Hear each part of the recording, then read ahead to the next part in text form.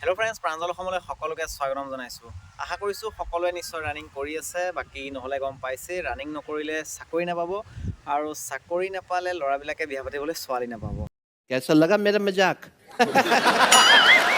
অকণমান ধেমালি কৰিলোঁ, চ' তাৰ কাৰণে চৰি। আৰু এতিয়া আচল কথাটো হৈছে কি যে আপোনালোকৰ বহুতে কি কৰে, ৰানিং জোখতকৈ বহুত বেছি কৰি দিয়ে। চ' আজিৰ সেই টপিকটো হৈছে যে আপোনালোকৰ অভাৰ ট্ৰেইনিং। চ' অভাৰ ট্ৰেইনিঙৰ পৰা আপোনালোকৰ কি সমস্যা হ'ব পাৰে। কিছুমানে কি কৰে, এতিয়া আপোনালোকৰ মাজত এনেকুৱা বহুত আছে যিসকলে ভাবে যে মই অতি সোনকালে ভাল টাইমিঙৰ কাৰণে বা ভাল পাৰফৰ্মেঞ্চৰ কাৰণে তেওঁলোকে জোখতকৈ বেছিয়ে অনুশীলন কৰি দিয়ে। কিছুমানে ৰাতিপুৱাও মৰ্ণিং টাইমতো তেওঁলোকে 3200 মিটাৰ অনুশীলন কৰে, ইভিনিং টাইমতো কৰি দিয়ে, বা মৰ্ণিঙতো হাৰ্ড ট্ৰেইনিং কৰে, ইভিনিঙতো কৰে। তেনেকুৱা বহুত আছে, আৰু মই নিজেও দেখা পাইছোঁ। য'ত মই নিজে অনুশীলন কৰোঁ তাতো কিছুমানক দেখা পাওঁ যে মৰ্ণিঙো একেখিনিকে কৰে আৰু ইভিনিঙো একেই কৰে। চ' তেওঁলোকৰ এইটোৱে মনত ভাবি পেলাই কৰে যে যদি মই অভাৰ ট্ৰেইনিং কৰোঁ, দিনে ৰাতিয়ে যদি একেখিনি কৰোঁ, মৰ্ণিঙো যদি কৰোঁ, ইভিনিঙো যদি কৰোঁ, কি মই সোনকালে আগবাঢ়ি যাম নি, বা মোৰ টাইমিং কি ভাল হৈ যাব নেকি? তেনেকুৱা কেতিয়াও নহয়। আপোনালোকৰ টাইমিং কেতিয়াও ভাল হৈ নাযায়। আপোনালোকে এইটো কথা জানি লওক যে আপোনালোকে যদি জোখতকৈ বেছি অভাৰ ট্ৰেইনিং কৰে, তাৰ পৰা আপোনালোকৰ লাভ নহয়, আৰু বৰঞ্চ আপোনালোকৰ ৰানিং টাইমিং বেয়াহে হ'ব, আৰু আপোনালোকৰ কি হ'ব, ইঞ্জুৰি হ'ব, ৰানিং বেয়া হৈ যাব, আৰু আপোনালোকৰ বহুত শৰীৰত বেছি ষ্ট্ৰেছ পৰাৰ কাৰণে আপোনালোকৰ একেবাৰে এনাৰ্জি বেয়া হৈ যাব, আৰু অধিক আপোনালোকৰ দুৰ্বল নিচিনা অনুভৱ হ'ব। তেতিয়া আপোনালোকৰ দৌৰিবলৈ বেছি মন নাযাবহে। টাইমিং ভাল হোৱাটো দূৰৰে কথা, আপোনালোকৰ হয়তো বহুতখিনি সমস্যাৰে সৃষ্টি হ'ব। চ' সেইকাৰণে আপোনালোকে অভাৰ ট্ৰেইনিঙৰ পৰা সদায় বাচি থাকিব। এইটো নহয় যে যদি মই জোখতকৈ বেছি অভাৰ ট্ৰেইনিং কৰোঁ আগবাঢ়ি যাম, তেনেকুৱা কোনো কথা নাই। সেইটো একেবাৰে চাইণ্টিফিক নহয়। সদায় আপোনালোকে চাইণ্টিফিক ট্ৰেইনিং কৰিব।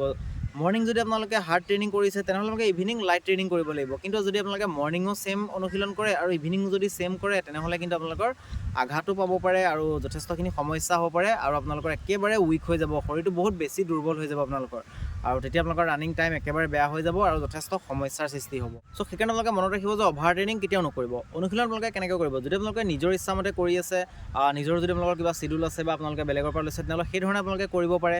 আৰু মই যিহেতু চিডিউল দিয়াই আছে ৰানিং কেনেকৈ আপোনালোকে কৰিব পাৰে, কৰিব লাগে। সোমবাৰৰ পৰা শনিবাৰলৈকে আপোনালোকে কিদৰে কৰিব লাগে অনুশীলন, তাৰ ওপৰত মই বহুত আগৰ পৰাই কথা কৈও আছোঁ।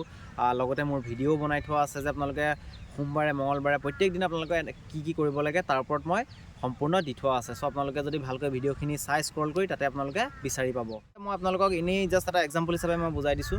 সপ্তাহটোত আপোনালোকৰ 2 দিন লং ৰানিং থাকিব লাগে, 2টা দিন আপোনালোকৰ স্পীড ট্ৰেইনিং থাকিব লাগে। তাৰ মাজতে আপোনালোকে এটা দিন 3200 মিটাৰ অনুশীলন কৰিব পাৰে, এটা দিন আপোনালোকৰ 2 দিনমান লাইটো থাকিব। ঠিক তেনেদৰে আপোনালোকৰ প্ৰত্যেক দিনা হাৰ্ড ট্ৰেইনিং কেতিয়াও নহয়। সপ্তাহত আপোনালোকৰ 2 দিনমান লাইট ট্ৰেইনিঙো থাকিব মাজতে। যদি সদায় হাৰ্ডে কৰি থাকে, তেনেহ'লে আপোনালোকৰ শৰীৰটো কি হ'ব, ৰিকভাৰ নহ'ব, আৰু ৰিকভাৰ নহ'লে আপোনালোকৰ ইঞ্জুৰি হোৱাৰ চান্স বাঢ়ি গুচি যায়। সেইকাৰণে ৰিকভাৰ যথেষ্ট প্ৰয়োজন। যিমানখিনি আমাৰ অনুশীলনৰ প্ৰয়োজন, ঠিক সেইখিনি ঘূৰাই আনিবলৈ আকৌ ৰিকভাৰো আমি কৰিব লাগিব।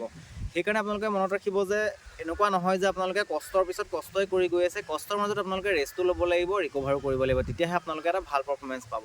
চ' আশা কৰিছোঁ আপোনালোকে কথাখিনি নিশ্চয় বুজি পাইছে। যদি আপোনালোকৰ কিবা কুৱেশ্যন আছে, তেনেহ'লে মোক কমেণ্ট কৰি সুধিব পাৰে। যদি ভিডিঅ'টো চাই ভাল লাগিলে, তেনেহ'লে লাইক কৰিব, লগতে লগৰ সকলোকে শ্বেয়াৰ কৰি দিব। যদি প্ৰথমবাৰ আমাৰ চেনেলটোলৈ আহিছে, তেনেহ'লে চেনেলটো ছাবস্ক্ৰাইব কৰি ন'টিফিকেশ্যন বেলটো অন কৰি ল'বলৈ নাপাহৰিব। লগ পাম আকৌ নেক্সট ভিডিঅ'ত। জয় আই অসম।